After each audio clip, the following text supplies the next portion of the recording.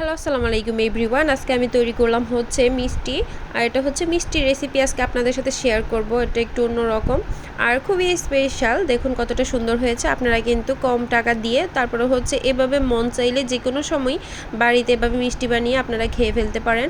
যেহেতু এখন চিনির দাম বেশি, মিষ্টির দামও অনেক বেশি, তো আপনারা চাইলে এভাবে বাসায় বানিয়ে নিয়ে খেতে পারেন কিছু পরিমাণে, আপনাদের যতটুকু প্রয়োজন ততটুকুই।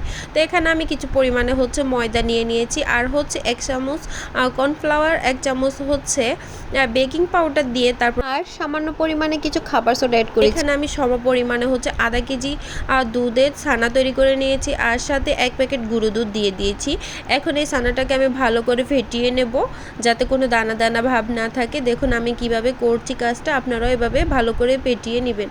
তারপরেও হচ্ছে এখানে আমি গুঁড়ো দুধটাকে দেওয়ার একমাত্র কারণ হচ্ছে টেস্টটা ভালো আসবে। আর এখানে আমি সামান্য পরিমাণে একটু লবণ দিয়ে দিয়েছি, আর হচ্ছে ঘি দিয়ে দিয়েছি 1 চামচ পরিমাণে।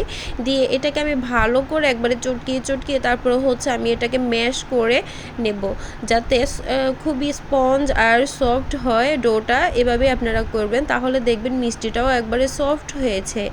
তা আমি দেখুন বারবার আপনাদেরকে দেখিয়ে দিয়েছি।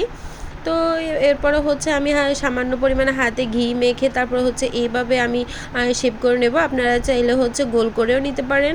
এটা হচ্ছে কালো জাম মিষ্টি, তো আমি কালো জামটাই তৈরি করব। আমার যেহেতু কালো মিষ্টি পছন্দ, আমি সাদা মিষ্টি খাই না, তো আমি আজকে কালো মিষ্টি খেতে মন চাইছে হঠাৎ করে, তাই আমি বানিয়ে নিয়েছি আর ভাবছি আপনাদের সাথেও শেয়ার করি। তো এখানে আমার মোট 6টা মিষ্টি হয়েছে। আমি তো দেখিয়ে দিয়েছি উপকরণটা যে আমি কতটুকু নিয়েছি। দেখুন এতে আমার 6টা মিষ্টি হয়েছে। এটা কিন্তু দোকানের সাইজেরই হয়েছে মিষ্টিগুলো। তো তারপরে হচ্ছে আমি এখানে তেল দিয়ে তারপরে হচ্ছে হালকা গরম অবস্থায় আমি আস্তে আস্তে মিষ্টিগুলোকে দিয়ে দেব। আর এটাই কিন্তু প্রথম অবস্থায় নাড়াচাড়া করা যাবে না, একটু হেলিয়ে দিতে হবে কড়াই ধরে। যখন একটু কালার চলে আসবে তখন আমি একটু উল্টিয়ে পাল্টিয়ে দেব। আর এই অবস্থায় কিন্তু চুলার আঁচ কিন্তু মিডিয়াম হিটেই থাকবে, আপনারা কিন্তু বাড়িয়ে দিবেন না, এতে কিন্তু উপরে কালার চলে আসবে আর ভিতরে কাঁচাই থেকে যাবে। এটাকে কিন্তু খুবই সাবধান অবস্থায় মাঝারি আছে কম আছে এটাকে ভেজে নিতে হবে যাতে ভিতরটাও ভালো করে সেদ্ধ হয়। তো তারপরে হচ্ছে আমি এইভাবে আরও কিছুক্ষণ রেখে দেখুন আমার বুটবুটিটা দেখে আপনারা বুঝতে পারছেন যে আমার মানে ভাজার যে কইটা আগুনের তাপ সেটা কতটুকু আছে। তা আমি এইভাবে ভালো করে এগুলোকে ভেজে নেব। এটা একটু বেশি ভেজে নিলে হয় কি ঘ্রাণটা অনেক সুন্দর আসে। আপনারা চাইলে একটু লাল লাল করেও ভেজতে পারেন। তো আমি একটু কালো করেই ভেজেছি, আমার কাছে একটু কালো করে ভাজলেই ভালো লাগে। আর এখানে আমি দেখুন চাপ দিয়ে দেখিয়ে দিচ্ছি, এটা কিন্তু খুবই স্পঞ্জ হয়েছে, মানে চাপ দিলে ডেবে যাবে, তো এই জন্য আমি বেশি জোরে চাপ দেইনি। আর এখানে আমি শিরা করে নিয়েছি চিনি দিয়ে। এখানে যতটুকু চিনি দিয়েছি তার থেকে একটু ডবল আমি পানি দিয়ে তারপরে হচ্ছে এটাকে জাল করে নিয়েছি। আর সিরাপটা একটু বেশি আঠালো হবে না আর হচ্ছে একবারে পানিও হবে না, এই অবস্থায় রেখে তারপরে হচ্ছে আমি গরম করে একটু ফ্যানের বাতাসে রাখবো। আর মিষ্টিগুলোকেও আমি হাতের টেম্পারেচারে ধরে রাখবো যে যতক্ষণ পর্যন্ত আমার হাতটা সহ্য করতে পারতেছে মিষ্টিগুলো, ওই অবস্থায় রেখে আমি হচ্ছে সেই গরম শিরাতে ঢেলে দিব। দিয়ে তারপর হচ্ছে আর কোনো কাজ করা লাগবে না। অনেক কষ্ট করে দেখি অনেকে চুলার উপরে রেখে দেয়, এটাকে সেদ্ধ করে বা ফুটিয়ে নেয়, এতে হয় কি মিষ্টিগুলো চুপসে যায়। তো আমি একটা নিউ টেকনিক আপনাদেরকে ব্যবহার করব, একবারে নো ফেল রেসিপি। আপনারা মিষ্টিগুলোকে কি করবেন, সে গরম শিরাতে দিয়েই আপনারা হচ্ছে একটা সাইডে রেখে দিবেন, চুলাতে দেওয়ার কোনো প্রয়োজন নেই আগুনের তাপে। এই অবস্থায় রেখে দিবেন, কিছুক্ষণ পরেই দেখবেন আপনাদের মিষ্টিগুলো একবারে মাশাআল্লাহ অনেক সুন্দর টইটুম্বর হয়ে পড়েছে রসগুলো ঢুকে। আর আপনারা চাইলে পুরো রাতও রেখে দিতে পারেন। তো আমার মিষ্টিগুলো কিছুক্ষণ পরেই একবারে পুরো একবারে সফট হয়ে গেছে, মানে রসগুলো মাশাআল্লাহ এত সুন্দর করে ঢুকে গেছে। তারপর হচ্ছে আমি এগুলোকে পুরো রাত আমি ফ্রিজে রেখে দিয়েছি, নর্মাল ফ্রিজে। তারপর হচ্ছে আমি সকালে এগুলোকে কাজ শেষ করে তারপরে হচ্ছে ডেকোরেশন করার জন্য চলে আসছি। যেহেতু প্রথম অবস্থায় বাসায় মিষ্টি বানিয়েছি আর মাশাআল্লাহ অনেক সুন্দর হয়েছে, তো এর জন্য আমি ভাবছি একটু ডেকোরেশনও করে নিই, দেখতে আরও সুন্দর লাগবে। তো এর জন্য আমি 1 প্যাকেট গুঁড়া দুধ নিয়েছি আর এখানে কিছু পরিমাণে ভিনেগার দিয়ে তারপর হচ্ছে এটাকে আমি এভাবে শুকনো শুকনো করে মেখে নেব, মানে এটাকে মাওয়া বলে। আপনারা চাইলে আর একটু ভিজে করেও নিতে পারেন, তাহলে আপনারা একটু বেশি করে ভিনেগার দিয়ে দিবেন। তা আমি একটু ঝুরঝুরে রেখেছি।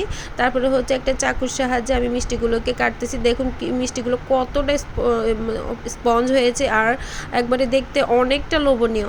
তারপরে হচ্ছে আমি এভাবে ফাঁকা অবস্থায় আমি গুঁড়ো দুধগুলোকে দিয়ে দেবো, মানে এটাকে মাওয়া বলে, তো আমি ওটাই দিয়ে দিচ্ছি এর মাঝে।